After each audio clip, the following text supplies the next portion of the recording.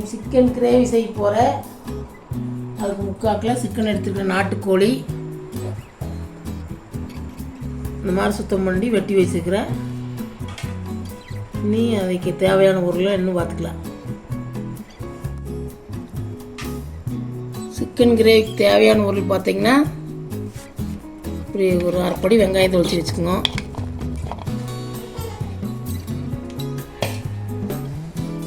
ஒரு அரை ஸ்பூன் மிளகு, ஒரு 3 வரமிளகா, கொஞ்சம் கருவேப்பிலை, ஒரு அரை ஸ்பூன் ஜீரகம், ஒரு 1/4 ஸ்பூன் கசகசா, ஒரு 1/4 ஸ்பூன் சோம்பு, ஒரு 3 கிராம்பு, கொஞ்சம் பட்டை, அதோட 2 ஸ்பூன் மல்லித்தூள் இதெல்லாம் போட்டு வதக்கிக்கலாம்.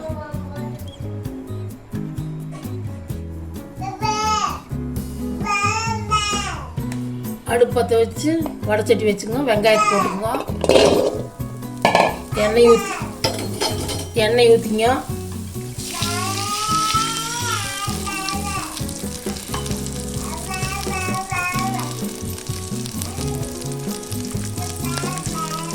மிளகாய் சேர்த்திங்க.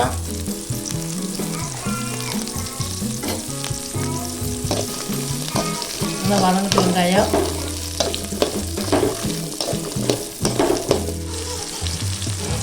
கருவேப்பிலை சேர்த்துக்கலாம். வெங்காயம் இந்த அளவுக்கு வதங்கிடுச்சு. கருவேப்பிலை சேர்த்துக்கலாம்.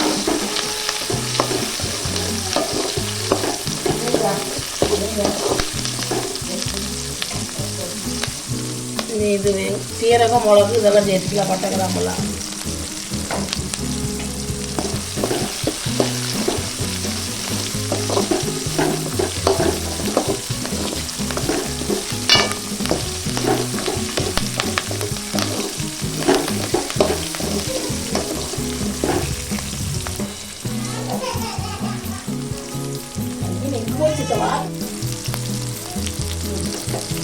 கொத்தமல்லி தூள் சேர்த்துக்கலாம். எல்லாம் வதங்கிடுச்சு.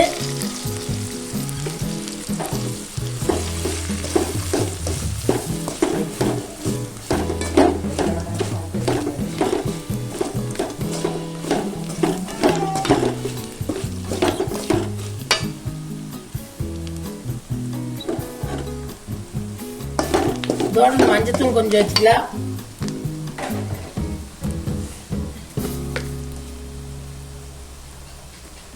ஒரு அரை ஸ்பூன் மஞ்சத்தூள் சேர்த்துக்கிங்க. இதோட கொஞ்சம் உப்பு சேர்த்துக்கலாம்.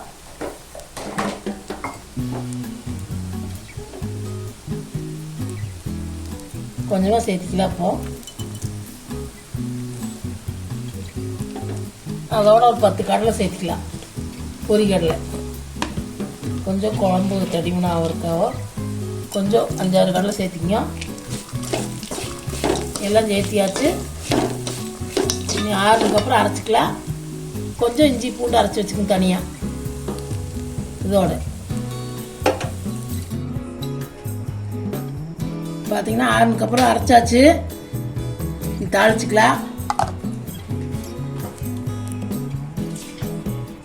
தாளிக்கிறதுக்கு பார்த்தீங்கன்னா ஒரு 5-6 சின்ன வெங்காயம் வெட்டி வச்சுக்கணும். கொஞ்சம் கருவேப்பிலை, 2 வரமிளகா, அதோட இஞ்சி பூண்டு அரைச்சி வச்சுருக்கிறேன். ஒரு 10 பல் பூண்டு, கொஞ்சம் இஞ்சி போட்டு அரைச்சி வச்சுக்கோங்க. நான் குக்கரில் செய்ய போகிறேன். அடுப்பத்தை வச்சு குக்கரை வச்சுக்கோங்க. நீங்கள் சும்மா செய்யறதுனால வடைச்சட்டியில் இதே மாதிரி செஞ்சுக்கோங்க. கொஞ்சம் லேட்டாக வேவருக்கு இப்படி செஞ்சால் சீக்கிரம் ஆயிடு.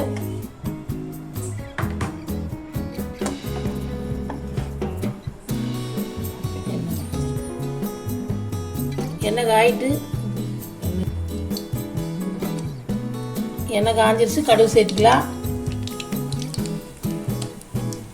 கடுகு உரிட்டு கடலைப்பருப்பு சேர்த்துக்கலாம்.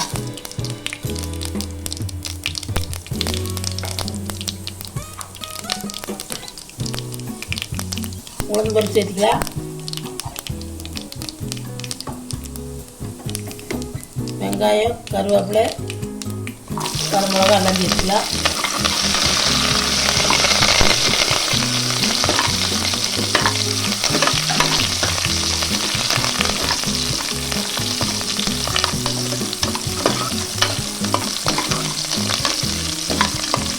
கொஞ்சம் வதங்கிட்டு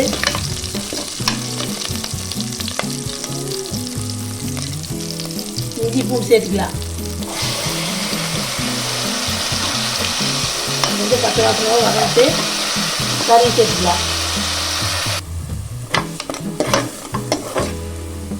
இஞ்சி பூண்டு பச்சை வாசனமாக வதங்கிருச்சுன்னு கறி சேர்த்துக்கலாம்.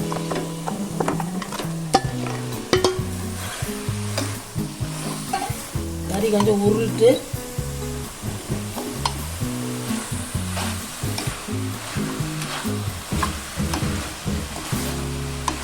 தண்ணி சேர்த்துக்கலாம். கொஞ்சம் உருளிட்டு கறிக்கு தேவையானாலும் உப்பு சேர்த்துக்கலாம். மிளகுல கொஞ்சம் சேர்த்துக்கிறேன். கொஞ்சமாக அது சேர்த்துக்கணும். கொஞ்சம் மஞ்சத்தூள் சேர்த்துக்கணும். ஒரு அரை ஸ்பூன் அதுலேயும் போட்டுக்கிறோம். ஒரு அரை ஸ்பூன் மஞ்சத்தூள் சேர்த்துக்கணும்.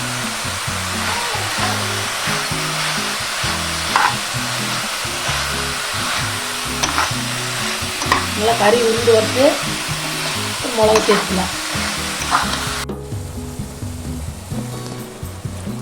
கறி போட்டு இந்த அளவு போட்டுக்கிங்க. கொஞ்சம் உருண்டு வர அளவுக்கு நீ மிளகு ஊற்றிக்கலாம்.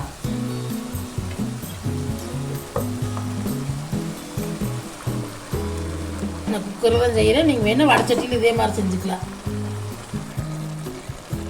தேவையான அளவு தண்ணி ஊற்றிக்கலாம். குக்கரெல்லாம் கழுவி ஊற்றிக்கிங்க. மிக்சியெல்லாம் கழுவி தேவையான அளவு தண்ணி ஊற்றிக்கிங்க.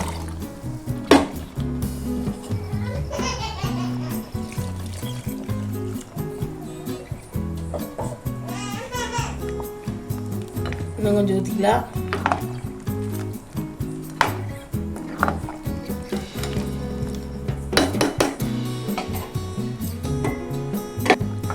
இந்த அளவு தண்ணி ஊற்றிக்கிங்க. நல்லா கறி வேகணும், குழம்பு வேணும், கிரேவி இந்த அளவுக்கு ஊற்றிக்கிங்க. உப்பு எல்லாம் போட்டாச்சு. மூடி ஒரு 7-8 விசில் விட்டுக்கலாம்.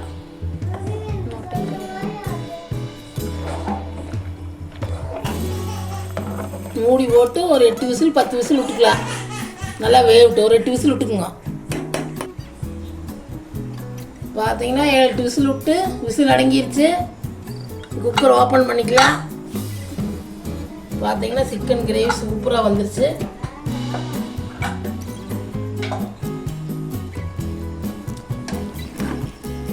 பாருங்க.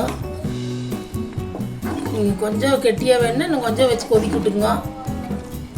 ஓப்பன் பண்ணிவிட்டு கொஞ்சம் கொதிக்க விட்டுங்க. எங்களுக்கு இந்த அளவோடு போது நாங்கள் இட்லிக்கு வச்சுருக்குறோம். நீங்கள் கொஞ்சம் கெட்டியாக வேணுன்னா இன்னும் கொஞ்சம் நேரம் கொதிக்க விட்டுக்கலாம். கொத்தமல்லி தூளை தூவி சாப்பிட்லாம். நாங்கள் இட்லி செஞ்சுருக்குறோம். சாப்பிட்லாம். நீங்களும் இந்த மாதிரி சிக்கன் கிரேவி சிக்கன் எடுத்து செஞ்சு பாருங்க. உங்கள் குக்கர் செய்கிற விருப்பம் இல்லைன்னா இதே மாதிரி வடச்சட்டியில் வச்சு சுண்டை வரைக்கும் அரைச்சிக்குங்க. கொஞ்சம் குழகுழன்னா வரைக்கும் இந்த மாதிரி செஞ்சு பார்த்துட்டு பிடிச்சிருந்தா லைக் பண்ணுங்கள், ஷேர் பண்ணுங்கள், சப்ஸ்கிரைப் பண்ணுங்கள்.